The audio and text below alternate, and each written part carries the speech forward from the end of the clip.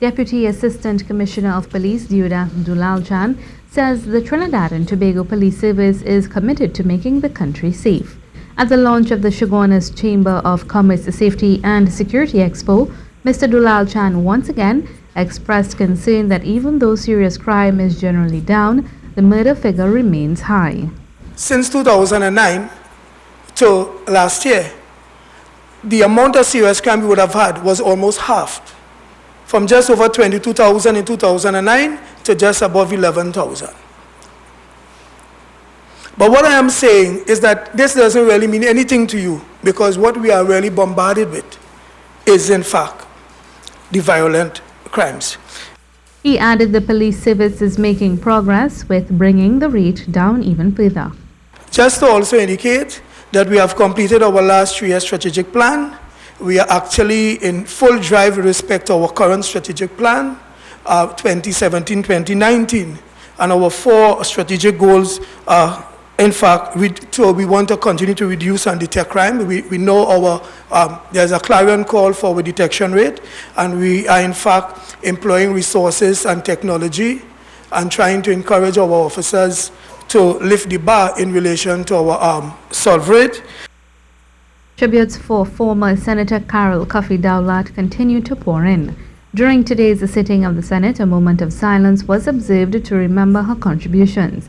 She was a former local government councillor in the San Fernando City Corporation, a member of the COP, an opposition and government senator, parliamentary secretary in the Housing Ministry, and served on several state boards.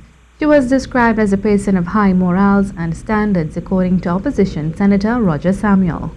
Well, if one was to highlight her greatest accomplishment, above all, her great accolades, the one easily chosen would be Carol's humanity and caring characteristic. As a human being, Carol was indeed a wonderful person, always willing to give, as my colleague has said, of herself to benefit others, while she was a brilliant mother and a source of advice and inspiration for many. An attorney at law by profession, and someone with a social conscience who offered herself to public life to make a difference.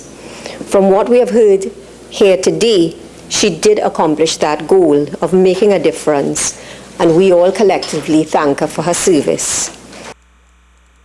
To sport now, if this was a boxing match, it would be safe to say that local gymnast Thema Williams won the early rounds of her multi-million-dollar lawsuit against the Trinidad and Tobago Gymnastics Federation. That's after High Court Judge Frank Sipasad at the Hall of Justice today ruled against the TTGF on a preliminary issue of jurisdiction, stating in effect that the High Court was in fact the place for the case to be heard and not the otherwise prescribed athletes' dispute resolution process.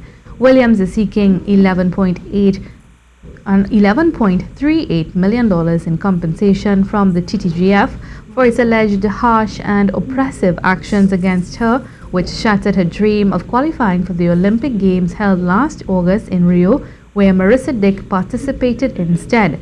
The case was adjourned to May 15th. The heat is on, and Ian Wallace has the forecast.